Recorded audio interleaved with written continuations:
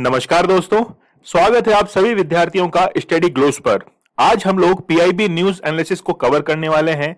सितंबर month में first week को हम लोग कवर करेंगे 1 to 7 सितंबर। तो चलिए शुरुआत करते हैं हम लोग आज के सेशन का। देखिए, ये पीआईबी का न्यूज एनालिसिस इसलिए महत्वपूर्ण है क्योंकि जितनी भी मेंस आंसर राइटिंग की जाती है वो कुछ एविडेंस के बेसिस पे की जाती है। जो भी आप लोग वहां पर कोई आंसर अपना लिख रहे हैं, लॉजिकल आंसर लिख रहे हैं, तो आपको वहां पर कुछ फैक्ट डालने पड़ते हैं। जैसे आपने इसको कवर कहां से किया है, तो as according to PIB news, तो वहां पर अगर ऐसा कुछ आप लोग कोट करेंगे तो आपका आंसर बहुत वैलिड माना जाएगा। आप लोग जिस तरीके से मेहनत कर रहे हैं, बड़ी खामोशी से मेहनत कीजिए, क्योंकि ये कुछ देर की खामोशी है और फिर शोर आएगा। तुम्हारा वक्त आया है, हमारा दौर आएगा। चलिए शुरुआत करते हैं। आप लोगों को लेक्चर का पीडीएफ दीपक इंदौरा ऑफिशियल पर अवेलेबल हो जाएगा, वहां से आप लोग डाउनलोड कर सकते हैं। इसके साथ में जो भी क्विज होता है वो भी अपलोड कर दिया जाएगा। आज जो हम लोग टॉपिक डिस्कस करने वाले हैं उसमें सबसे पहला टॉपिक है कि 2021 में जो ह्यूमन ट्रैफिकिंग है उसमें 16% की वृद्धि दर्ज की गई है। ये हम लोग देखेंगे और देखेंगे कि क्या इससे रिलेटेड कौन कौन सी न्यूज जो है वो रिसेंटली सुर्खियों में आई है। इसके साथ में हम लोग देखेंगे सिंगल यूज प्लास्टिक के बारे में, क्योंकि सिंगल यूज प्लास्टिक आज सबसे बड़ा एक कंसर्न बन चुका है। पूरे ग्लोबली, पूरे विश्व के सामने एक कंसर्न बन चुका है। और लगभग हम लोग 3 या 4 सेशन के बाद में एक सेशन जो है वो सिंगल यूज प्लास्टिक पर लेते ही लेते हैं। क्राइम इन इंडिया एनसीआरबी की रिपोर्ट की बात करेंगे कि भारत में अपराध के अंदर कितनी वृद्धि जो है वो दर्ज की गई है। इसके साथ में ही कौन कौन से अपराध जो है वो सबसे ज्यादा भारत के अंदर हो रहे हैं, उनके बारे में हम लोग चर्चा करेंगे। और हाल ही के अंदर संस्कृत को राष्ट्रभाषा दर्जा दिए जाने का एक मुद्दा जो है वो सुप्रीम कोर्ट में पहुंचा है। सुप्रीम कोर्ट ने यह मामला खारिज तो किया है, लेकिन उसके बाद में कई अपने ओपिनियन वहां पर दिए हैं, जिनके बारे में आज हम लोग डिस्कस करने वाले हैं। फिर हम लोग बात करेंगे एनपीटी की।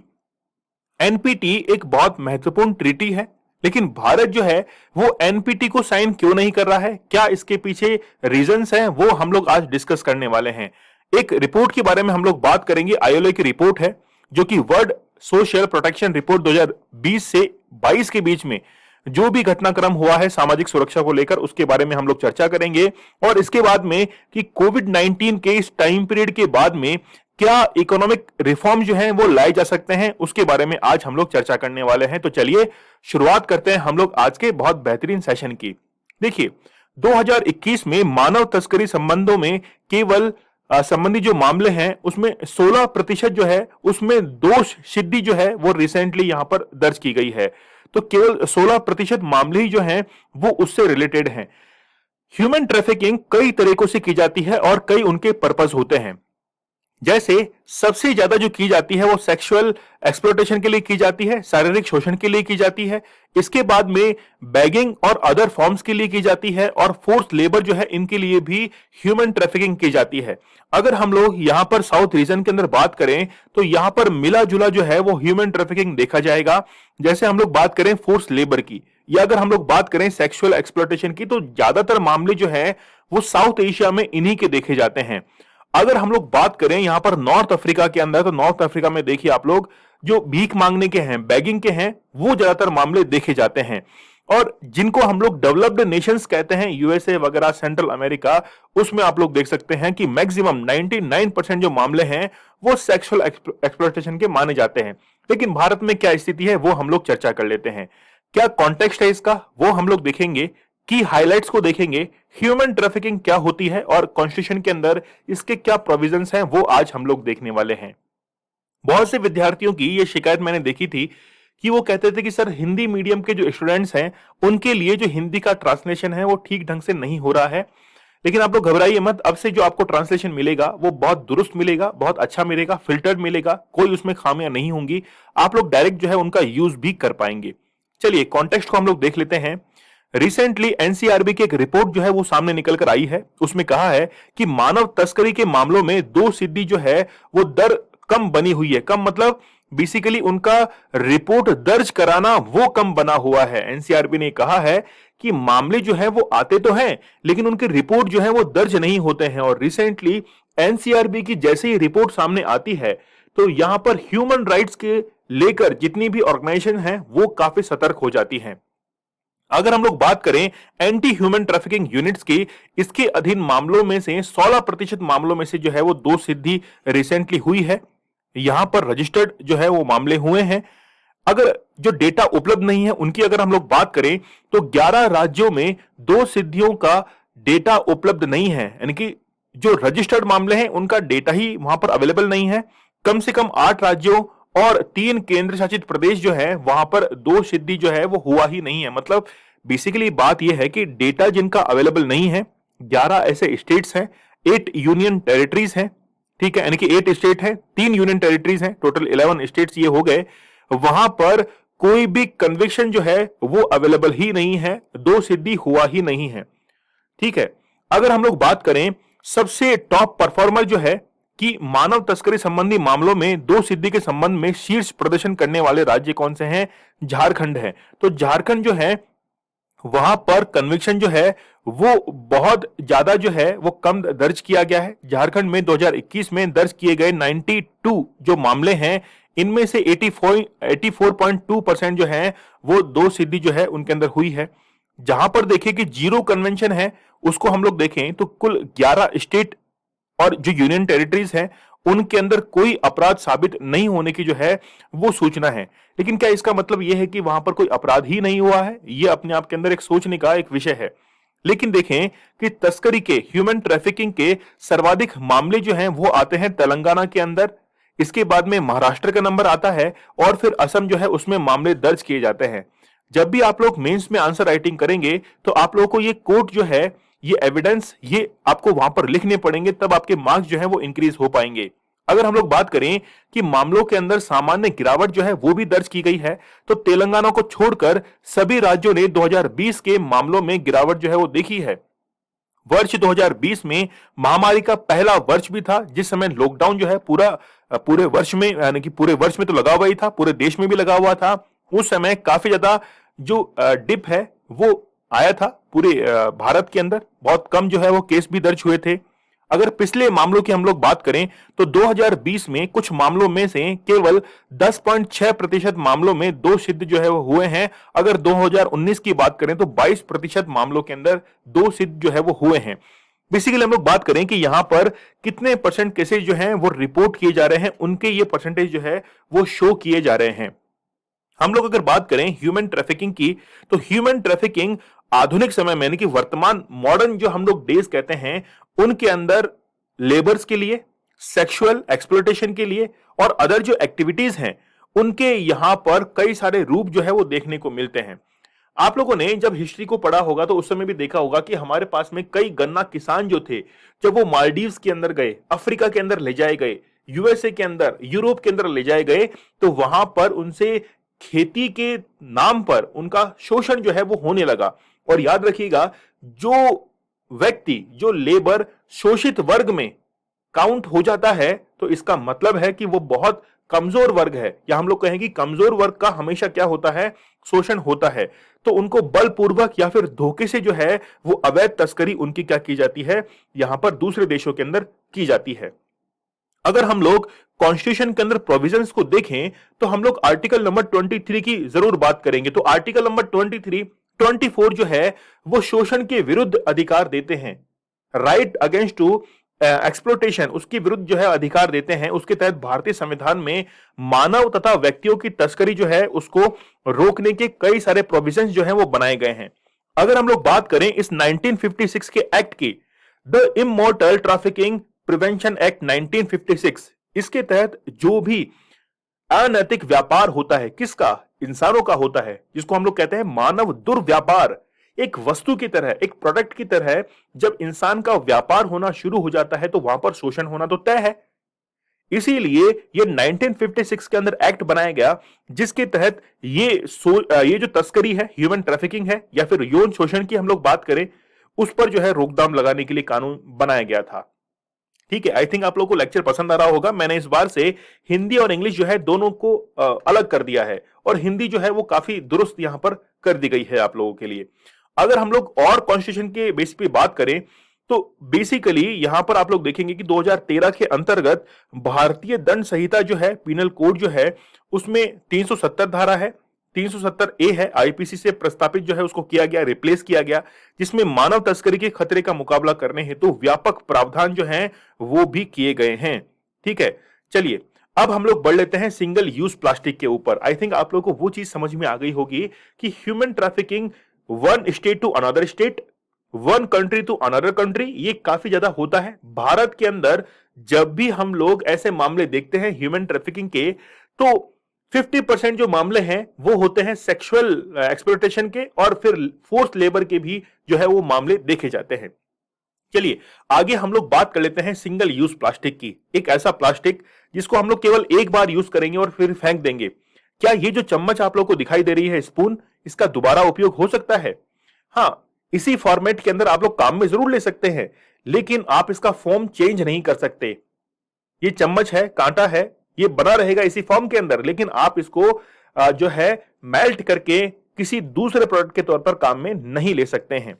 ठीक है, तो सिंगल यूज प्लास्टिक क्या होती है वो हम लोग देखेंगे, क्या कॉन्टेक्स्ट है, सिंगल यूज प्लास्टिक क्या होती है, स्टेटस देखेंगे, what are the items being banned, कौन कौन से आइटम जो है वो बैन किए जा चुके हैं। इन तमाम जो पॉइंट्स हैं इनके बारे में आज हम लोग जो है वो चर्चा करने वाले हैं। देखिए कॉन्टेक्स्ट देख लेते हैं। पर्यावरण, वन और जलवायु परिवर्तन मंत्रालय ने 12 अगस्त 2021 को सिंगल यूज प्लास्टिक के लिए एक plastic waste management amendment rule 2021 जो है उसको रिसेंटली नोटिफाई किया है, और United Nations environment assembly UNE के अंदर जो है भारत ने रिसेंटली क्या कर दिए हैं, एक समझौते पर हस्ताक्षर भी कर दिए हैं। ठीक है, तो भारत जो है वो यूएनईए का एक मेंबर जो है पार्टनर बन चुका है। यह समझौता जो भी सिग्नेचरीज हैं यानी कि हस्ताक्षरकर्ताओं के लिए प्लास्टिक के पूरे जीवन चक्र उत्पादन से लेकर निपटान तक को संबोधित करने के लिए कानूनी रूप से बाध्य होगा। यानी कि जब प्लास्टिक को हम लोग क्या करेंगे, उसको प्रोड्यूस करेंगे और उसको वापस से रिसाइकिल करेंगे प्रोडक्शन से लेकर डिस्पोजल तक, तो इसके लिए भारत जो है वो यूएनईए के साथ में 12 अगस्त 2021 को क्या कर चुका है, एक एमओयू जो है वो साइन कर चुका है। अगर हम लोग देखें कि ये सिंगल यूज प्लास्टिक क्या होता है, जैसे आप लोग को पता है कि मैंने ऑलरेडी आप लोग को बता दिया है कि हम लोग केवल उसका एक बार यूज कर पाएंगे, तो जिसे केवल एक बार इस्तेमाल करके फेंक दिया जाता है। जैसे किराने की थैलियां, हम लोग जो पॉलिथीन बैग यूज करते हैं, जो भी हम लोग परचून से सामान लेने के लिए जाते हैं, वहां पे छोटे छोटे पॉलिथीन बैग जो है बहुत पतले होते हैं, वो बारीक होते हैं, माइक्रो एमएम के अंदर 0.4 से भी उनकी थिकनेस जो है वो कम रहती है। पैकिंग की पॉलिथीन्स रहती हैं, फूड पैक करवाते हैं, बॉटल्स होती हैं, स्ट्रॉज होती हैं, तो इन्हें जो है वो क्या कर देते हैं, एक बार यूज करके फेंक देते हैं और फिर इनको रिसाइकिल जो है वो किया जाता है। लेकिन यूज तो केवल एक बार ही आई ना, इसीलिए हम लोग कहेंगे कि ये सिंगल यूज प्लास्टिक है। क्या स्टेटस है, तो एक फाउंडेशन है, मिंडरू फाउंडेशन, इसकी एक रिपोर्ट 2021 के अंदर रिलीज की गई। उसमें कहा गया कि सिंगल यूज प्लास्टिक जो होता है, इस प्लास्टिक का कुल वैश्विक ग्लोबली जो प्रोडक्शन है वो 1/3 हिस्सा है, 1/3 सिंगल यूज प्लास्टिक जो है उसका प्रोडक्शन होता है, जिसमें से 98% जो प्लास्टिक है वो एज ए फॉसिल फ्यूल क्या करती है, निर्मित करती है। तो यहां पर 98% जो है वो प्लास्टिक जीवाश्म ईंधन से निर्मित होती है। तो जो भी सिंगल यूज प्लास्टिक है उसको हम लोग फोसिल फ्यूल से क्या कर रहे हैं, निर्मित कर रहे हैं, लेकिन वो सिंगल टाइम यूज आ रही है। तो एक तरफ तो हम लोग फ्यूल को भी जो है वो खराब कर रहे हैं, ऊपर से प्लास्टिक वो भी खराब हो रहा है, और एनवायरमेंट तो खराब हो ही रहा है।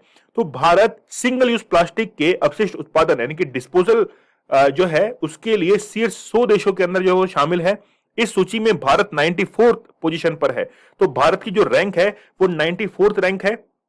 सबसे अगर ऊपर की बात करें तो सिंगापुर सबसे ऊपर है, जो कि डिस्पोजल करता है इस प्लास्टिक को। उसके बाद में ऑस्ट्रेलिया है, और फिर क्या है, ओमान है। तो ये 3 देश आप लोग जरूर याद रखना। फिर अगर हम लोग बात करें तो भारत में सिंगल यूज प्लास्टिक एसयूपी का घरेलू उत्पादन सालाना 8 मिलियन मीट्रिक टन जो है इतना है, और सालाना इसका 2.9 मिलियन मीट्रिक टन जो है इसका क्या करते हैं, हम लोग इंपोर्ट करते हैं। तो भारत जो है कुल कितना हो गया है, तो 10.9 जो है इतना हमारे देश के अंदर प्लास्टिक मौजूद रहता है, सिंगल यूज प्लास्टिक।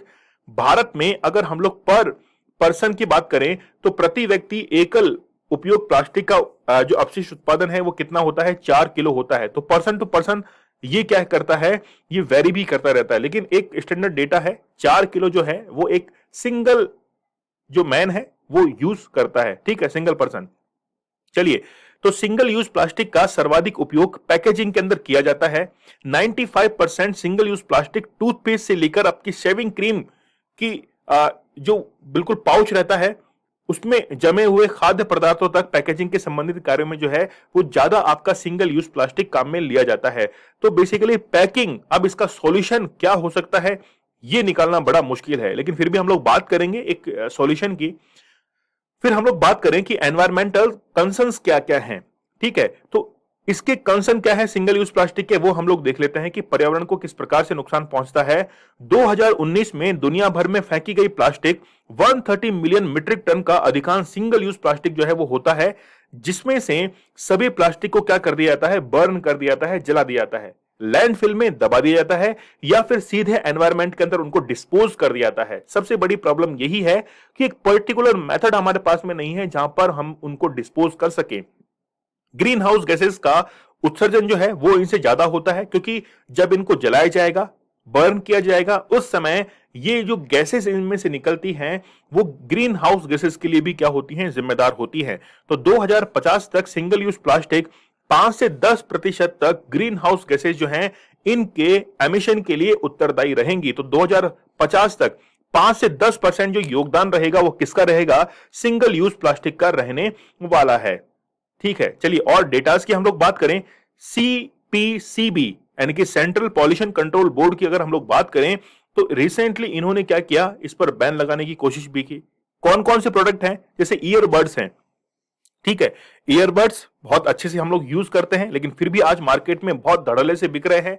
गुब्बारे की छड़े जो होती हैं, कई बार आप लोगों ने देखा होगा कि सड़कों के किनारे कुछ बलून जो हैं वो बेचने के लिए लोग बैठे रहते हैं, उनके हाथ में जो छड़ सी रहती है, प्लास्टिक की एक बड़ी सी स्ट्रॉ रहती है ना, तो उसके ऊपर वो गुब्बारे को बांध देते हैं, लेकिन वो क्या है, वो भी एक सिंगल यूज प्लास्टिक है। फिर कैंडीज की जो रैपर आते हैं, आइसक्रीम की जो छड़े आती हैं, ठीक है, वो प्लास्टिक की रहती हैं। प्लेट्स, कप, ग्लास, कांटा, चम्मच, जितने भी ये सब सामान हैं, ठीक है, ये इसके अंदर क्या है, इंक्लूड है। ठीक है, तो चाहे हम लोग कप की बात करें, ग्लासेस की बात करें, फोक्स की बात करें, स्पून की बात करें, नाइफ्स की बात करें, ट्रेस की बात करें, स्वीट बॉक्स की बात करें, है ना, तो ये सब किस में आते हैं, ये सब सिंगल यूज प्लास्टिक में आते हैं, जिनका थिकनेस जो है वो 100 माइक्रोन से कम है। अगर 100 माइक्रोन से कम है तो उनको क्या कर दिया गया है, बैन कर दिया गया है। ठीक है, सजावट के लिए जो पॉलीस्टाइनिन, ये क्वेश्चन यूपीएससी ने ऑलरेडी पूछ रखा है प्रीलिम्स के अंदर। ठीक है, तो सिंगल यूज प्लास्टिक के अंदर पॉलीस्टाइनिन जो है इस पर भी प्रतिबंध लगा दिया गया है। अगर हम लोग बात करें पॉलिथीन बैग की, तो रिसेंटली जो मिनिस्ट्री है, एनवायरमेंटल मिनिस्ट्री, उसके द्वारा और भी जो है वो चीजें बैन की गई हैं। तो मंत्रालय ने सितंबर 2021 में 75 माइक्रोन से कम के पॉलिथीन बैग पर पहले से ही प्रतिबंध लगा दिया था। दिसंबर 2022 से 120 माइक्रोन से कम के पॉलिथीन बैग पर जो है वो प्रतिबंध लगाया जाएगा। ठीक है, मतलब इतनी कम थिकनेस की जो प्लास्टिक होती है वो किसी अदर यूज में नहीं आती, या तो वो टूट जाती है, बिखर जाती है। जैसे मोटा प्लास्टिक होता है तो हम लोग इसको अदर यूज में ले पाते हैं, ज्यादा लंबे समय तक वो बनी रहती है।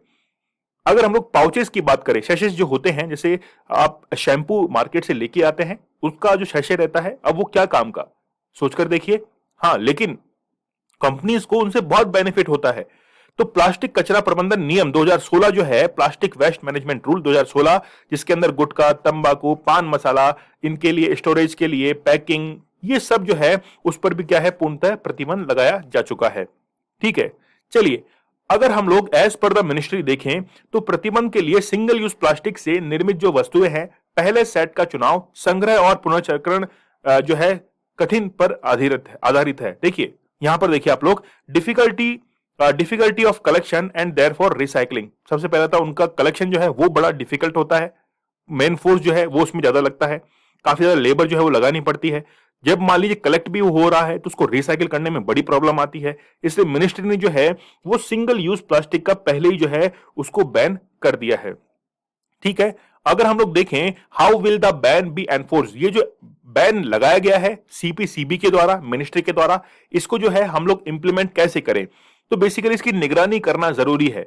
तो सीपीसीपी केंद्रीय स्तर पर और राज्य स्तर पर जो है वो प्रतिबंध की निगरानी की जाए कि वाकई में वो जो लगाया गया था वो हो रहा है कि नहीं हो रहा काम। इसके बाद में जो रॉ मटेरियल है उस पर रोक लगाई जाए, उसकी सप्लाई पर रोक लगाई जाए। जैसे हम लोग बात करते हैं कई बार कि जितने भी गुटखा तंबाकू हैं उनको रिटेल शॉप पर बैन कर दिया जाता है, लेकिन जहां पर उनका प्रोडक्शन हो रहा है वहीं पर बैन कर दो ना, ताकि उनका प्रोडक्शन ही नहीं होगा। इसीलिए अगर जब प्रोडक्शन नहीं होगा तो फिर रिटेल शॉप पर भी नहीं बिकेंगी। तो बेसिकली जो रॉ मटेरियल है उस पर ही प्रतिबंध लगा देना चाहिए। फिर डायरेक्शन टू इंडस्ट्रीज, इंडस्ट्रीज जो है उनको डायरेक्शन देनी चाहिए कि आपको कैसे जो है प्रोडक्ट मैन्युफैक्चर करने हैं।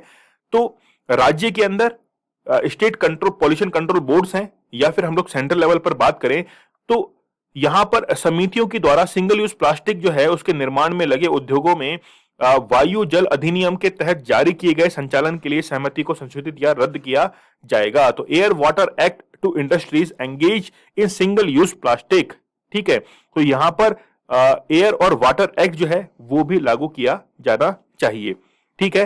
How will the ban be enforce, और क्या क्या हमारे पास में उपाय हो सकते हैं। फिर देखते हैं कि नए लाइसेंस की जो है वो आवश्यकता होती है।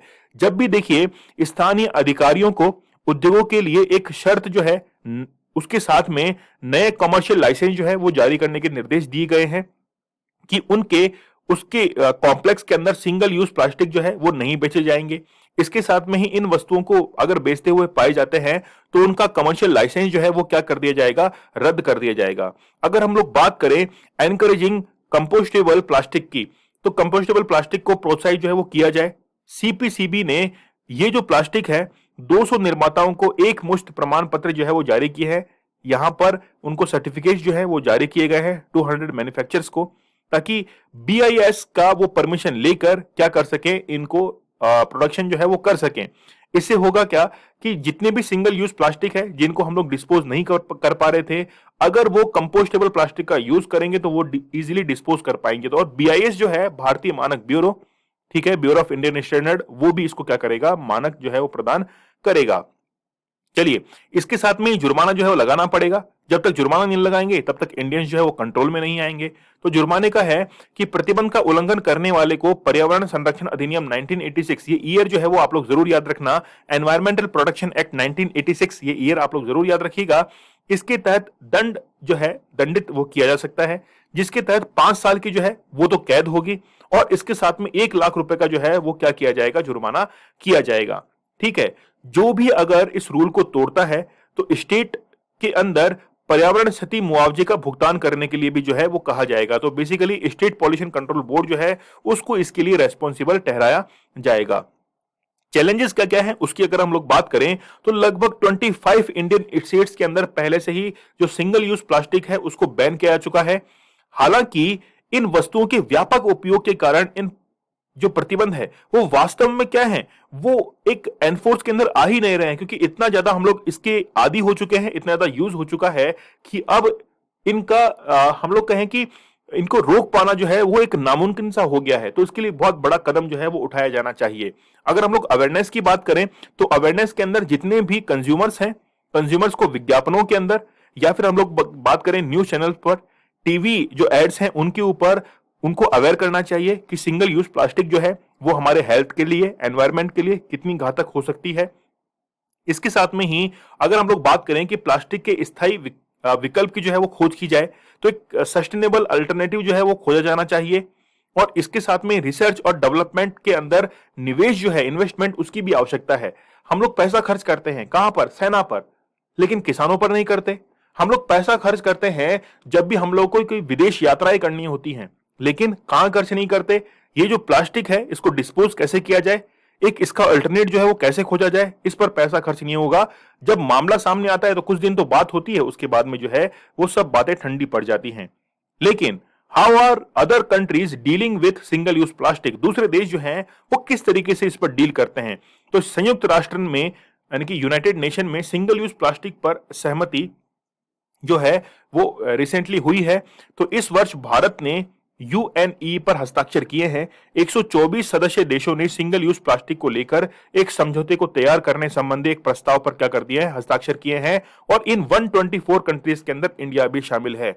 ये जो एमओयू साइन हुआ है इसके अंदर प्लास्टिक को पूरी तरीके से रिसाइकिल करने को, यानी कि जब से आपने प्रोडक्शन किया है डिस्पोज करने तक लेकर जो है वो आपके पास में वहां पर पूरे के पूरे अधिकार होंगे। और आपको वो पूरा काम करना पड़ेगा और इसके लिए जो है वो कानूनी बाध्यता है। ठीक है। और 68 देशों में अलग अलग स्तर के जो है प्रवर्तन के साथ प्लास्टिक बैग पर क्या किया गया है, प्रतिबंध लगाया गया है। तो 68 कंट्रीज के अंदर प्लास्टिक बैग्स को बैन किया गया है with varying degrees of enforcement. ठीक है। तो 68 जो देश हैं उनके अंदर अलग अलग प्रावधान किए गए हैं। अगर हम लोग बांग्लादेश की बात करें तो बांग्लादेश ने 2002 में प्लास्टिक की जो पॉलिथीन्स होती हैं उनको बैन करने वाला पहला देश जो है, फर्स्ट कंट्री, वो बांग्लादेश बना था। अगर हम लोग चाइना की बात करें तो चाइना ने 2020 में बिल्कुल, यानी कि हम लोग कहें कि सीरीज वाइज जो है वो उसने क्या कर दिया था, सिंगल यूज प्लास्टिक पर पूरी तरीके से बैन लगा दिया था और प्लास्टिक जो बैग्स हैं ये तो पूरी तरीके से बंद हो चुके हैं। यूरोपियन यूनियन की बात करें तो यूरोपियन यूनियन में कुछ देश जो है उसमें सिंगल यूज प्लास्टिक यूज तो आ रहा है, लेकिन उन्होंने क्या कर दिया है कि उसका एक अल्टरनेट जो है वो भी ढूंढ लिया है। तो भारत को जल्द से जल्द एक अल्टरनेट जो है वो ढूंढने की जरूरत है। इसके लिए रिसर्च के ऊपर पैसा खर्च करने की जरूरत है। बजट के अंदर अलग से यहां पर अनाउंस किया जाए कि हम लोग जो सिंगल यूज प्लास्टिक है, प्लास्टिक बैग है, इसके अल्टरनेट के लिए जो भी रिसर्च के लिए खर्च किया जाएगा उसके लिए पैसा जो है वो अलोकेट किया जा रहा है।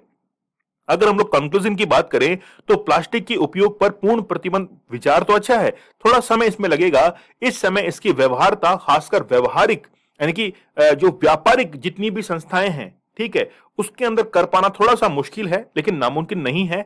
एक विचार बहुत अच्छा है ये, लेकिन जब तक अल्टरनेट नहीं आएगा और लोगों के अंदर उसकी आदत नहीं डाली जाएगी तब तक ये काम जो है वो नहीं हो पाएगा। चलिए, लेकिन फिर भी जो है जैसे सड़क के किनारे जो नारियल पानी बेचने वाले हैं वो आजकल तो जो है वो पेपर की स्ट्रॉ जो है वो यूज करने लग गए हैं। तो बड़ी खुशी होती है कि धीरे धीरे जो है वो चीजें इंप्लीमेंट हो रही हैं, लोग अवेयर हो रहे हैं।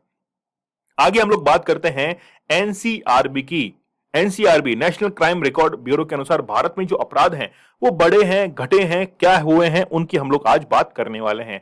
तो साइबर क्राइम क्या होता है, पहले की जो रिपोर्ट्स थी और अब की जो रिपोर्ट है उनका कंपैरिजन हम लोग करेंगे। आर्टिकल छोटा है लेकिन इंफॉर्मेशन आपके पास में काफी सारी जो है वो मिलने वाली है। चलिए ध्यान से सुनिएगा। भारत में 2021 में 50,000 से अधिक मामले जो है वो सामने आए हैं, जो कि 2020 में लगभग 6% की वृद्धि है। अधिकतम मामले तेलंगाना, उत्तर प्रदेश, कर्नाटक और महाराष्ट्र में दर्ज है। 1, 2, 3, 4 और तेलंगाना का हमने पहले भी तो देखा था। साइबर क्राइम के अंदर भी तेलंगाना जो है वो धीरे धीरे बढ़ता जा रहा है। तो भारत में कुल अपराधों में 7.6 की जो है वो क्या हुई है, वृद्धि हुई है।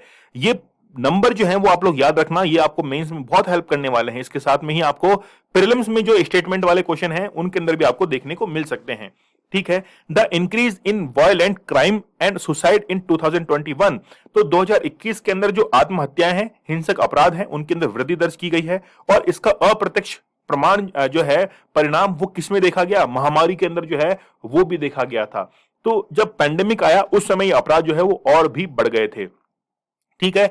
2021 में आत्महत्या के कारण होने वाली मौतों में प्रति 1 लाख व्यक्तियों में 12 मौतें जो है वो किससे होती हैं, सुसाइडल जो थिंग्स होती हैं उनसे होती हैं। पिछले 5 वर्षों में सबसे ज्यादा हुई है। बच्चों के खिलाफ अपराध यानी कि पॉक्सो के जो मामले होते हैं, महामारी से पूर्व स्तर पर 2021 में जो रिपोर्ट किए गए थे वो कितने हैं, 1.49 लाख मामले से अधिक जो है वो अब हो चुके हैं। सड़क हादसों में अगर हम लोग बात करें तो वहां पर होने वाली जो मौतें हैं उनमें 14.3% की जो है वो वृद्धि दर्ज की गई है। चलिए, आर्टिकल छोटा था लेकिन बस बात यह है कि अपराधों के अंदर वृद्धि दर्ज हुई है। तेलंगाना जो है वो सबसे आगे है। संस्कृत लैंग्वेज की बात कर लेते हैं। कहा जाता है कि संस्कृत लैंग्वेज से जितनी भी लैंग्वेज हैं वो सब बाहर निकल कर आई हैं। चाहे हम लोग इंग्लिश की बात करें, चाहे हम लोग हिंदी की बात करें, मंदारिन लैंग्वेज की बात करें, स्पेनिश की बात करें, जापानीज की बात करें, सब लैंग्वेज जो है वो संस्कृत से निकल कर आई हैं। इतनी इंपॉर्टेंस जो है वो संस्कृत रखती है। देश विदेश में जो है वो संस्कृत के पढ़ाने वाले और पढ़ने वाले दोनों लोग मिलेंगे। लेकिन भारत के अंदर क्या स्टेटस रखती है, तो संस्कृत को राष्ट्रभाषा का दर्जा जो है वो दिए जाने की याचिका सुप्रीम कोर्ट में पहुंची, लेकिन सुप्रीम कोर्ट ने उसको क्या कर दिया, रिसेंटली उसको खारिज कर दिया, उसको डिनाई कर दिया। जानेंगे कि क्या कॉन्टेक्स्ट है, सुप्रीम कोर्ट का क्या व्यूज है इसके पीछे, और यह भी देखेंगे कि क्या भारत की कोई नेशनल लैंग्वेज है या नहीं है, और हिंदी का आखिरकार क्या स्टेटस है। और एक केस के बारे में भी हम लोग बात करेंगे, विलियम जॉन्स के केस के बारे में। चलिए, केस बड़ा इंटरेस्टिंग है, सुनिएगा। ध्यान दीजिए इधर। देखिए, हाल ही में सुप्रीम कोर्ट ने संस्कृत को राष्ट्रभाषा के रूप में जो है वो नोटिफाई करने की एक याचिका को खारिज कर दिया। कहा जा रहा था कि संस्कृत जो है उसको नेशनल लैंग्वेज डिक्लेयर किया जाए, लेकिन सुप्रीम कोर्ट ने अपने कुछ ओपिनियंस दे दिए वहां पे। सुप्रीम कोर्ट ने कहा कि यह मुद्दा एक नीतिगत दायरे में आता है। बेसिकली एक ये जो है वो एक एथिकल डिलेमा है, जिसके लिए संवैधानिक संशोधन की जो है वो आवश्यकता पड़ेगी। कॉन्स्टिट्यूशनल अमेंडमेंट जो है उसकी यहां पर आवश्यकता जो है वो पड़ने वाली है। इस विषय पर न्यायपालिका की बजाय संसद में विस्तृत चर्चा होनी चाहिए कि आप न्यायपालिका के अंदर, जुडिशरी के अंदर यहां पर याचिका लेकर आए हैं। इससे पहले संसद के अंदर जो है इन बातों पर चर्चा होनी चाहिए। अगर हम लोग बात करें, याचिकाकर्ता के वकील ने संस्कृत को मातृभाषा बताते हुए कहा कि अन्य भाषाओं की प्रेरणा स्रोत कौन सी है? संस्कृत है। इसके बाद में जो याचिका करता है उसने बार बार जो है वो प्राच्य विद्वान यानी कि वेस्टर्न फिलोसफर्स जो हैं सर विलियम जॉन्स और प्राचीन भाषा पर उनके अध्ययन का जो है वो उदाहरण भी उन्होंने दिया। ये सुप्रीम कोर्ट के व्यूज जो हैं वो कहते हैं कि संस्कृत की यानी कि नेशनल लैंग्वेज को लेकर सबसे पहले पार्लियामेंट में मामला चलना चाहिए, वहां पर चर्चा होनी चाहिए। तो क्या भारत की कोई नेशनल लैंग्वेज है? तो भारत के संविधान में किसी भी भाषा को राष्ट्रीय भाषा का दर्जा जो है वो नहीं दिया गया है। हिंदी को लेकर कई बार विद्यार्थी स्टूडेंट जो है वो कंफ्यूज होते हैं कि हिंदी जो है वो हमारी राष्ट्रभाषा है, लेकिन हिंदी हमारी राजभाषा है, जो कि हमको जो जितने भी कामकाज है सुप्रीम कोर्ट के, हाई कोर्ट के या फिर एडमिनिस्ट्रेटिव जो वर्क है उनमें हेल्प करती है। ठीक है, इसलिए वो हमारी राजभाषा है। अगर हम लोग बात करें आर्टिकल 343 की, तो उसके अनुसार केंद्र की राजभाषा हिंदी और लिपि जो है वो देवनागरी होगी। अगर हम लोग यूनियन की बात करें, सेंटर की बात करें, तो शासकीय प्रयोजन के लिए जो भी हम लोग देख रहे हैं ऑफिशियल जो वर्क हैं उनके प्रयोग होने वाले अंकों के रूप भारतीय अंकों का अंतरराष्ट्रीय रूप होगा। मतलब कि जो जितने भी एडमिनिस्ट्रेटिव वर्क है, ऑफिशियल वर्क है, उनके अंदर देवनागरी और फिर हिंदी जो है ये इसके अंदर यूज की जानी चाहिए। ठीक है, संविधान सभा की चर्चाओं में यह निर्णय लिया गया कि इस संविधान के प्रारंभ से 15 वर्ष की अवधि तक सेंटर के सभी शासकीय प्रयोजनों के लिए हिंदी भाषा का जो है वो प्रयोग किया जाता रहेगा। संविधान में यह भी कहा गया कि 15 साल के बाद संसद कानून के द्वारा अंग्रेजी के उपयोग और उसके उद्देश्यों के लिए अंकों के देवनागरी रूप में उपयोग का जो है वो निर्णय ले सकती है। लेकिन कब? 15 साल के बाद। वो 15 साल जो है वो अब तक खत्म भी नहीं हो पाए हैं। मतलब देखते हैं, बार बार जो है इसको एक्शन कर देते हैं। संविधान के मूल रूप से आधिकारिक उद्देश्यों के लिए अंग्रेजी के उपयोग के लिए 15 वर्ष की जो है अनुमति मिली थी। इस अवधि के समाप्त होने के बाद 1963 के अंदर ऑफिशियल लैंग्वेज एक्ट जो है वो पारित किया गया। अगर हम लोग बात करें आर्टिकल 351 की, इस अनुच्छेद के अंतर्गत केंद्र सरकार को हिंदी के प्रयोग को बढ़ावा देने के लिए उपाय करने को कहा गया है। लेकिन फिर भी आप लोग देखते हैं कि हमारी जो संस्थानें हैं, इंस्टीट्यूशंस हैं, उनके अंदर भी इंग्लिश जो है वो कह सकते हैं कि कुछ ज्यादा ही जो है वो घर बना चुकी है। हिंदी को जो अगर कोई व्यक्ति हिंदी भी बोलता भी है, या फिर कई बार आप लोग देखते होंगे कि मैं अपने लेक्चर्स के अंदर जब ज्यादा हिंदी यूज कर लेता हूं तो भी कई बार स्टूडेंट जो है वो ऑब्जेक्शन कर देते हैं। तो ठीक, हम लोग कहते हैं कि हिंदी जो है वो बेसिकली हमारी नेशनल लैंग्वेज बन सकती है, लेकिन जब हम लोग इसका प्रयास करेंगे, हम इसको बोलना शुरू करेंगे, इंग्लिश से ज्यादा हम लोग तवज्जो देना शुरू करेंगे हिंदी को, उस समय ऐसा काम होगा। अगर हम लोग विलियम जॉन्स की बात करें, तो sir William Jones supreme court के न्यायाधीश होने के साथ साथ एक भाषाविद जो थे वो भी रह चुके हैं, लिंग्विस्टिक जो है वो रह चुके हैं। उन्होंने प्रस्तावित जो है वो किया था कि यूरोपीय और इंडो आर्यन भाषाओं के बीच में एक अंतर संबंध पाया जाता है, जिसके लिए उन्होंने इंडो यूरोपियन जो है वो नाम दिया था। इन्होंने 1784 में एशियाटिक सोसाइटी ऑफ बंगाल की जो है वो स्थापना भी की। जॉन्स ने सबसे पहले यह सुझाव दिया था कि संस्कृत, ग्रीक और लैटिन भाषाओं का मूल सम्मान है, यानी कि संस्कृत जो है वो किसका बेस है? ग्रीक का और लैटिन लैंग्वेज का एक बेस है। उन्होंने यह भी सुझाव दिया था कि प्राचीन काल में विदेशी विजेताओं ने उत्तर भारत की शुद्ध हिंदी को विस्थापित करते हुए भारत में संस्कृत को जो है वो प्रचलित किया था। इसीलिए रिसेंटली मांग जो है वो की गई कि संस्कृत को एज ए नेशनल लैंग्वेज जो है वो इंडिया की बना जाए। तो जब तक हम लोग इंग्लिश से ज्यादा तवज्जो हिंदी को नहीं देंगे तो हिंदी तो बन ही नहीं पाएगी, और संस्कृत तो बहुत दूर की बात है। इसीलिए चाइना में आप लोगों ने देखा होगा कि वहां पर खुद की जो उनकी लैंग्वेज है उसको ज्यादा बढ़ावा दिया जाता है। वहां की जो स्कूलिंग है, वहां की जो कॉलेजेस हैं, वो सब रन करती हैं उनकी लोकल लैंग्वेजेस के अंदर। बस परेशानी इतनी आती है कि जब ग्लोबली बात की जाती है तो उस समय चाइना के जो लोग हैं वो कम्युनिकेशन के अंदर काफी पीछे हट जाते हैं, और इंडिया का एक व्यक्ति जो है, एक साइंटिस्ट है, एक डॉक्टर है, वो ग्लोबली बहुत अच्छी डील जो है वो कर पाता है, कम्युनिकेट कर पाता है। आगे हम लोग बात कर लेते हैं, the NPT is beginning to look shy. तो यहां पे देखिए कि परमाणु अप्रसार संधि जो है इसके अस्थिर होने के संकेत जो है वो मिल चुके हैं। भारत ने तो साइन नहीं किए हैं, लेकिन अब जो है ये थोड़ा सा क्या हो रही है, इम्बैलेंस हो रही है। बात करेंगे हम लोग इसके कॉन्टेक्स्ट की, क्या है एनपीटी उसके बारे में बात करेंगे, क्या इसके सक्सेस है, क्या वीकनेस है। इसके साथ में हम लोग बात करेंगे कि न्यूक्लियर मॉडर्नाइजेशन की अब वर्तमान में बात की जा रही है, जरूरत भी है कि नए जो प्रावधान है उनको इंप्लीमेंट किया जाए, कि ट्रीटीज जो है वो क्या क्या है वो हम लोग देखेंगे। चलिए, हाल ही के अंदर क्या हुआ है कि यूएसए के न्यूयॉर्क शहर में एनपीटी के पक्षकारों का 10वां समीक्षा सम्मेलन जो है वो सम्मेलन जो है हुआ है। तो एनपीटी का एक सम्मेलन कहां पर हुआ है, न्यूयॉर्क के अंदर रिसेंटली आयोजित करवाया गया है। याद रखना बहुत इंपॉर्टेंट है प्रीलिम्स जैसे एग्जाम्स के लिए। इसके साथ में ही क्या है अब एनपीटी, वो हम लोग बात कर लेते हैं। देखिए, एनपीटी एक बहुपक्षीय अंतरराष्ट्रीय संधि है जिसपे बहुत सारे देशों ने जो है वो साइन कर रखे हैं।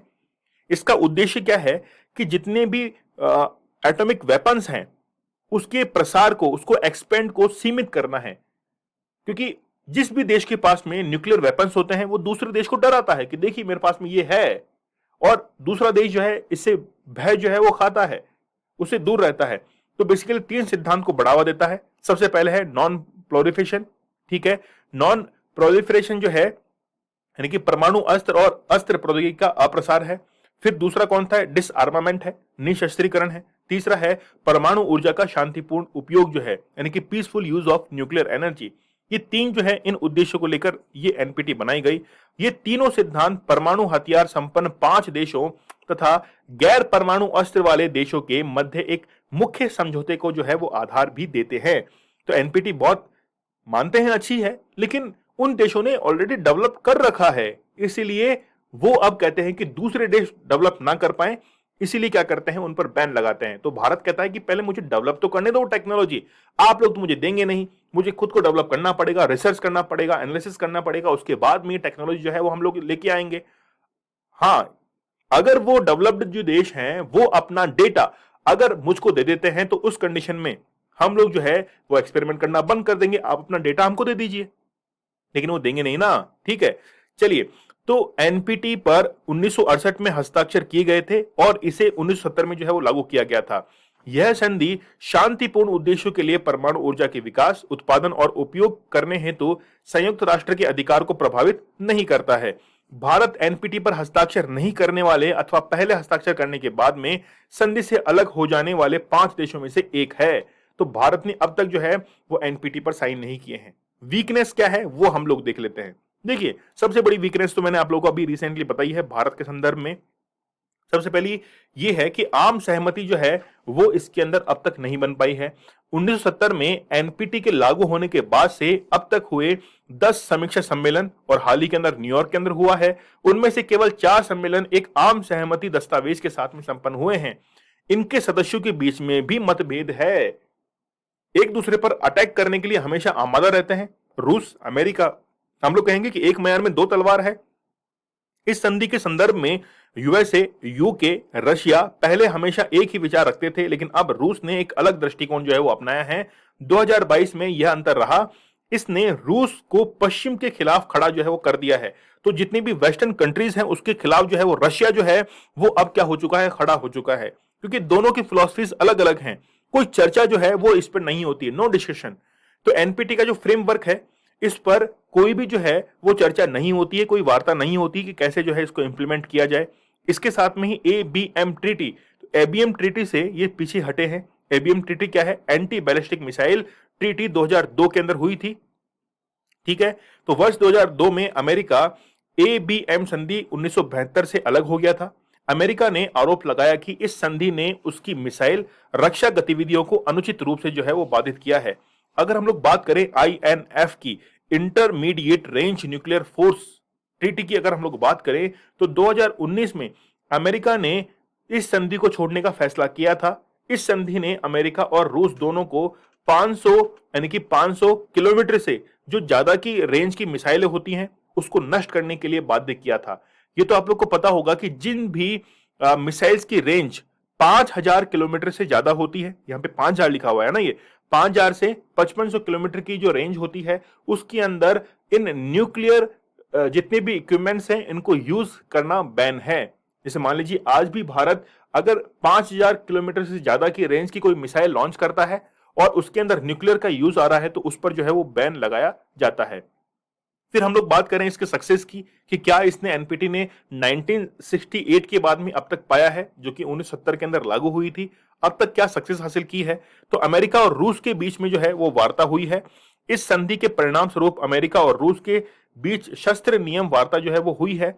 यह 1980 के दशक की शुरुआत में सामूहिक शस्त्रागार में आयुधों की संख्या को लगभग 65,000 तक कम करने के अंदर जो है वो सफलता इसने पाई है। तो 65,000 से कम करके 12,000 तक जो है वो लाने के अंदर सफल रही है एनपीटी। तो ये एक इसकी सक्सेस हम लोग कह सकते हैं। 4 देशों के द्वारा परमाणु शस्त्रागार का परीक्षण और विकास जो है इसके अंदर हुआ है।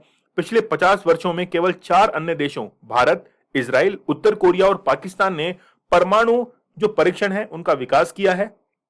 और ये जो परमाणु एक्सपेरिमेंट है, एटॉमिक जो है न्यूक्लियर एक्सपेरिमेंट जो है 1980 के दशक तक 25 परमाणु शक्तियों के होने की जो है आशंका के बावजूद जो है वो किए गए हैं। तो 1980 के दशक तक 25 देश ऐसे थे जिन पर जो है जिनके पास में ये टेक्नोलॉजी जो है वो होनी चाहिए थी। ठीक है, लेकिन फिर भी जो है वो एक्सपेरिमेंट अब कई डेवलपिंग कंट्रीज जो है वो कर रहे हैं, उनमें भारत भी शामिल है, पाकिस्तान भी है, नॉर्थ कोरिया भी है, इजराइल भी है।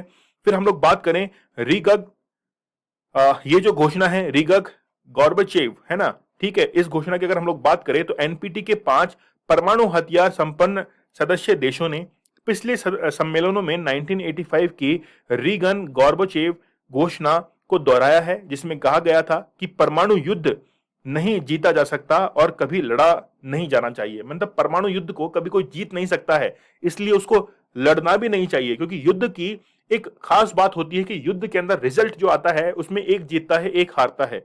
लेकिन रीगन गॉर्बेचेव जो है इनके द्वारा एक घोषणा की गई थी, ठीक है, इस समझौते के तहत ये घोषणा की गई थी कि अगर ये युद्ध शुरू होता है तो कभी खत्म नहीं होगा, वैसे तो लड़ाई नहीं जाना चाहिए, और अगर युद्ध होता है तो इसको कोई जीत भी नहीं सकता है। ठीक है, न्यूक्लियर मॉडर्नाइजेशन की हम लोग बात कर लेते हैं। तो अमेरिका का 30 वर्षीय परमाणु आधुनिकीकरण का जो कार्यक्रम है इसका उद्देश्य क्या है? इसका उद्देश्य है कि जो क्रेडिबल डिटरेंस है अगेंस्ट रीजनल अग्रेशन, जो भी क्षेत्रीय आक्रामकता के खिलाफ विश्वसनीय प्रतिरोध जो है वो प्रदान करना है। रूस और चाइना की बात करें, इन देशों के द्वारा मिसाइल रक्षा प्रणाली को भेजने में सक्षम हाइपरसोनिक डिलीवर सिस्टम और बड़ी मिसाइलों को विकसित जो है वो किया जा रहा है, जिनको आर्कटिक के ऊपर से गुजरने की आवश्यकता नहीं होगी। रूस और चीन परमाणु टॉर्पीडो नई क्रूज मिसाइलें जो है वो भी क्या कर रहे हैं, विकसित कर रहे हैं। ठीक है, तो यहां पर एक लाइन लिखी हुई है कि हाइपरसोनिक डिलीवरी सिस्टम और बड़ी मिसाइलों को विकसित जो है वो किया जा रहा है, जिनको आर्कटिक, अब आर्कटिक के दोनों तरफ देखिए आप लोग, एक तरफ जो है वो नॉर्थ और साउथ कॉन्टिनेंट है और एक तरफ अफ्रीका और यूरोप है, तो वहां से जो है वो गुजरने की आवश्यकता नहीं होगी, मतलब सीधे सीधे बैन लगाने की बात की जा रही है। ठीक है, अंतरिक्ष और साइबर क्षेत्र में जो है वो इनका विकास हुआ है। ठीक है, अंतरिक्ष और साइबर क्षेत्र पारंपरिक और परमाणु हथियारों के बीच की रेखा को जो है वो धुंधला कर रहा है, जिसके परिणाम स्वरूप परमाणु उलझाव हो रहा है और कमांड एवं नियंत्रण प्रणाली क्या हो रही है, कमजोर हो रही है। इसका मीन समझिए आप लोग, developments in space and cyber domains, हम लोग डेवलप कर रहे हैं अंतरिक्ष क्षेत्र के अंदर। अब परमाणु जो क्षेत्र है उस पर थोड़ा हम लोग कम ध्यान दे रहे हैं, इसलिए जब अंतरिक्ष की तरफ ध्यान देंगे या फिर हम लोग साइबर के क्षेत्र में ध्यान देंगे तो परमाणु हथियारों के बीच में जो रेखा है यानी कि उसकी तरफ कम ध्यान दिया जाएगा, तो जो भी कॉन्ट्रडिक्शन हो रहा है वो क्या हो जाएगा, धीरे धीरे समाप्त हो जाएगा। ठीक है, कुछ की ट्रीटीज की हम लोग बात करें तो 1963 के अंदर पीटीबीटी जो है पार्शियल टेस्ट बैंड ट्रीटी, इसको जो है वो नोटिफाई किया गया था। ठीक है, उसके बाद में 1970 की बात करें तो एनपीटी उस समय लागू की गई थी, और 1996 की बात करें तो सीटीबीटी जो है इसको भी साइन किया गया था। लेकिन भारत जो है ना तो एनपीटी ना सीटीपीटी जो है इसका क्या है, हस्ताक्षर करता देश है, दोनों में से कोई भी साइन जो है वो नहीं किया है।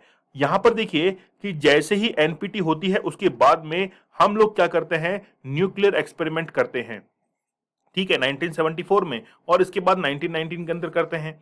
तो आप लोग देखते हैं कि जब भी हम लोग, इंडिया जो है कब भी कोई एक्सपेरिमेंट करता है तो उसके साथ में ही हमको कई सारे बैंस जो हैं उनका भी सामना करना पड़ता है। चलिए आगे हम लोग बात कर लेते हैं आईएलओ की एक रिपोर्ट के बारे में। वर्ल्ड सोशल प्रोटेक्शन रिपोर्ट 2020 से लेकर 22 के बीच में एक रिपोर्ट आई है। उसके बारे में कॉन्टेक्स्ट की हम लोग बात करेंगे, की फाइंडिंग्स की बात करेंगे, रिकमेंडेशंस की बात करेंगे, और कुछ गवर्नमेंट के स्टेप्स हैं उनके बारे में बात करेंगे, और आईएलओ के बारे में भी आप लोग को समझाएंगे। चलिए कॉन्टेक्स्ट क्या है।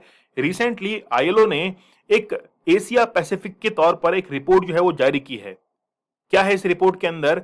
रिपोर्ट के अंदर सोशल सिक्योरिटी को लेकर कई जो मुद्दे हैं वो उठाए गए हैं, कई सारे फैक्ट जो हैं वो सामने रखे गए हैं।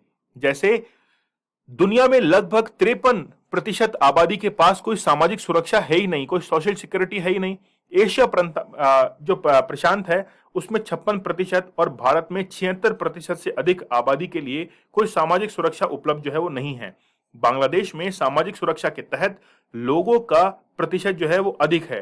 तो बांग्लादेश में सामाजिक सुरक्षा जो है, सोशल सिक्योरिटी, वो क्या है, वो कंपेयर टू अदर कंट्री ज्यादा है उनके पास में, ठीक है। अब सामाजिक सुरक्षा के ऊपर जो है वो कितना स्पेंड किया जाता है, तो सामाजिक सुरक्षा यानी कि सोशल सिक्योरिटी पर व्यय विश्व का औसतन 12.9% है। इतना जो है वो कम है, जबकि भारत में सिर्फ जो है वो कितना है, 8.6 है। तो अगर हम लोग ग्लोबली बात करें तो उसके कंपैरिजन में भारत का सोशल सिक्योरिटी को लेकर एक्सपेंडिचर कम है, 8.6% है। ये डेटा आप लोग याद रखिएगा, एग्जाम में आपको हेल्प करने वाला है। भारत का सामाजिक सुरक्षा व्यय प्रति व्यक्ति 5% जो है वो घरेलू उत्पाद से कम है।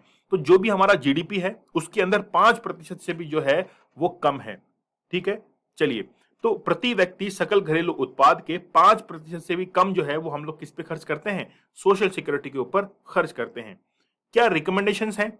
सबसे पहला रिकमेंडेशन है कि जो भी high road development path to make social protection inclusive, तो सबसे पहले हम लोग क्या करें, लोगों को एक हाई रोड डेवलपमेंट पाथ जो है, एक ऐसा हम लोग मैप, रोड मैप तैयार करें जिसके तहत काफी सारे लोगों को इंक्लूसिवली जो है वो सिक्योरिटी प्रदान की जा सके।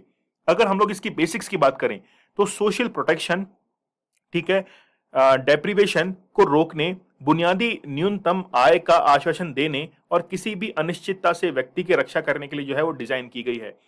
बेसिकली सोशल सिक्योरिटी जो है वो क्यों प्रोवाइड करवाई जाती है, ताकि आपके बेसिक्स नीड्स जो हैं वो कंप्लीट हो सके, इसके साथ में ही आपको इनकम जो है उसकी भी सिक्योरिटी मिल सके। इसलिए ही जो है वो सोशल सिक्योरिटी प्रोवाइड करवाई जाती है। इसमें विशेष रूप से वृद्धावस्था, बेरोजगारी, बीमारी, विकलांगता, काम के दौरान चोट लगना, मातृत्व या कमाने वाले मुख्य व्यक्ति को खोने से संबंधित उपाय जो है वो भी शामिल है। अगर मान लीजिए परिवार का मुखिया जो कि पूरे परिवार को लेकर चल रहा है, वो अगर मान लीजिए किसी कारणवश वो लीव कर देता है, दुनिया को छोड़ देता है, उसकी मौत हो जाती है, कुछ भी उसके साथ में दुर्घटना जो है वो घटती है, तो उस समय जो है सोशल सिक्योरिटी का बहुत बड़ा मुद्दा जो है वो सामने निकल कर आता है। गवर्नमेंट ने कुछ स्टेप लिए हैं, कुछ योजनाएं हैं, जैसे प्रधानमंत्री जन आरोग्य योजना है, ठीक है, राष्ट्रीय स्वास्थ्य नीति है 2017 की है, सामाजिक सुरक्षा संहिता है, ठीक है, सोशल सिक्योरिटी कोड है 2020 का, इसके साथ में ही पीएम गरीब कल्याण अन्न योजना है, ठीक है, one nation one ration card है, आत्मनिर्भर भारत रोजगार योजना है, मनरेगा है। ये सब क्या है, ये सोशल सिक्योरिटी की तो है। अगर हम लोग रोजगार होंगे, हमारे पास में शिक्षा होगी, है ना, गरीबी जो है वो दूर हटेगी, तो ऑटोमेटिक सोशल सिक्योरिटी जो है वो आएगी, ठीक है। चलिए, अगर हम लोग आईएलओ की बात करें, इसके हेडक्वार्टर्स कहां पर है, जेनेवा के अंदर इसके हेडक्वार्टर है, स्विट्जरलैंड में। तो ये एक ऐसी संस्था है जो कि प्रथम विश्व युद्ध के बाद लीग ऑफ नेशन की एक एजेंसी के रूप में स्थापित की गई थी। इसे वर्ष 1919 में वर्साय की संधि के द्वारा स्थापित किया गया था। 1946 में आईएलओ संयुक्त राष्ट्र की पहली जो है वो सबसे स्पेसिफिक एक एजेंसी बनी थी। 1969 में अंतर्राष्ट्रीय श्रम संगठन आईएलओ की नोबेल शांति पुरस्कार जो है वो भी प्रदान किया गया था। किसको? आईएलओ को। ये बहुत इंपॉर्टेंट है। यह संयुक्त राष्ट्र यूनाइटेड नेशन की एकमात्र त्रिपक्षीय एजेंसी है। त्रिपक्षीय जिसको हम लोग कहते हैं कि 3 अलग अलग डायमेंशंस के अंदर ये काम करती है, ट्राई पार्टी जो है वो काम करती है। इसमें कौन कौन से हैं? सरकारों, नियोक्ताओं और श्रमिकों को एक साथ जो है वो लेकर चलती है। मुख्यालय मैंने आप लोग को बता ही दिया है, जेनेवा स्विट्जरलैंड के अंदर इसका मुख्यालय है।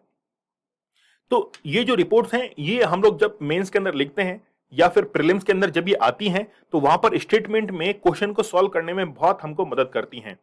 आगे हम लोग बात कर लेते हैं कि जो कोविड 19 टाइम पीरियड के अंदर जो हमने इकोनॉमिक लॉस के साथ साथ में ह्यूमन लॉस जो है वो किया है, तो अब अगर अब लिबरलाइजेशन आता है जैसे 1991 के अंदर हम लोगों ने किया था, कहते हैं कि उस समय भारत के पास में केवल 14 डेज का ही राशन जो है वो बचा था। राशन मतलब कि भारत की इकोनॉमी जो है वो केवल 14 डेज तक ही रन कर सकती है, इतना ही हमारे पास में पैसा था।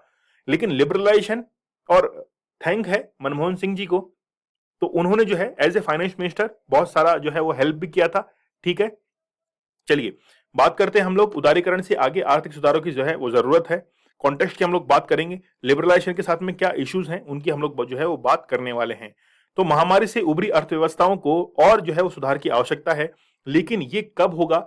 ये लिबरलाइजेशन जो है उसको थोड़ा बढ़ाया जाएगा सरकार की तरफ से। लिबरलाइजेशन जो है उसके अंतर्गत कई छूट जो है लूजिंग किए जाते हैं गवर्नमेंट रूल्स को, टैक्स जो है उनको कम किया जाता है, जितने भी टैरिफ जो है उनको कम किया जाता है, इंपोर्ट के ऊपर ड्यूटीज जो है वो कम की जाती हैं। तो हम लोग कहेंगे कि ये काफी लिबरल इकोनॉमी है। ठीक है, तो निसंदेह हमें अधिक पूंजी और विश्व बाजारों के साथ बेहतर समन्वय की आवश्यकता है। तो no doubt we need more capital and better integration with world market. तो इंटीग्रेशन की तो जरूरत है ही। अगर हम लोग आईएमएफ वर्ल्ड बैंक की अगर हम लोग बात करें तो इनके द्वारा स्ट्रक्चर लैंड लेबर और अन्य बाजार जो है उनको खुला छोड़ना है, इनकी मार्केट जो है वो ओपन करना है। तो ओपन जो है मार्केट ओपनिंग रिफॉर्म जो है उसकी जरूरत है। ठीक है, हॉली ट्रिनिटी घरेलू स्तर पर कई नागरिकों को जो है वो परेशान करती है। ठीक है, और एक बिंदु से आगे इसकी गंभीर प्रतिरोध होने लगता है, जिसकी बड़ी राजनीतिक कीमत जो है वो चुकानी पड़ती है, यहां तक कि सरकारें जो हैं वो भी बदल जाती हैं। तो वर्तमान में देश में लिबरलाइजेशन जो है ये घटता हुआ जा रहा है, टैक्सेस जो है वो बढ़ते जा रहे हैं, इसके बारे में जो है वो चर्चा बहुत कम होती है। तो बेसिकली लिबरलाइजेशन जो है उसके अंदर बहुत कमी आई है। आप लोग बात करेंगे जैसे जीएसटी है, तो जीएसटी के अंदर एक हम लोग कहेंगे कि इंटीग्रेटेड एक पूरा का पूरा फिनोमिना है। तो लिबरलाइजेशन के अंतर्गत जब भी टैक्सेस के अंदर थोड़ी सी रिलीफ की जाती है, टैरिफ्स के अंदर, ड्यूटीज के अंदर, तो लिबरलाइजेशन जो है इसको अपनाया जाता है। ठीक है, अगर हम लोग बात करें कि recent liberalisation suggestions and issue with it, तो बैंकों का निजीकरण जो है वो किया जाना चाहिए, प्राइवेटाइजेशन ऑफ बैंक्स जो है वो किया जाना चाहिए। हालांकि सार्वजनिक क्षेत्र की बैंकों के शासन और जोखिम आधारित ऋण प्रोफाइल में सुधार के साथ एनपी जो है अनुपात में जो है वो गिरावट हुई है, लेकिन प्राइवेट बैंक जो है वो ज्यादा बेहतर परफॉर्म करते हैं कंपेयर टू गवर्नमेंट बैंक के। रुपए की कीमत पूरी तरह से बाजार निर्धारित होनी चाहिए। रुपीज जो है वो कंप्लीटली मार्केट डिटरमाइंड करना चाहिए, मार्केट की जैसी स्थिति है उसके अकॉर्डिंग जो है वो रुपए होना चाहिए। ठीक है, ये कुछ सजेशंस हैं। हालांकि रुपए की विनिमय जो दर है, एक्सचेंज रेट है, 1990 के दशक में लगभग 8 रुपए से घटकर मौजूदा समय में 80 रुपए घटकर जो है मौजूदा समय में लगभग 80 रुपए प्रति डॉलर तक हो गई है। ठीक है, चलिए, जिसकी वजह से निर्यात में निरंतर जो है वो वृद्धि नहीं हो पा रही है, क्योंकि रुपए की कीमत जो है वो धीरे धीरे आपको पता है घटती हुई जा रही है।